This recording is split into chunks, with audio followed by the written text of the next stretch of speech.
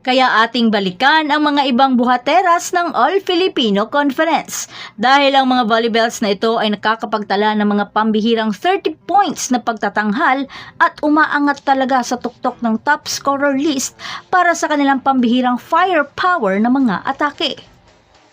Nangunguna dyan ang cherry bomb ng bayan na si Cici Rondina ng Chocomucho Flying Titans na nakapagtala ng 33 points sa laban nila sa kanilang sister club team na Creamline Cool Smushers.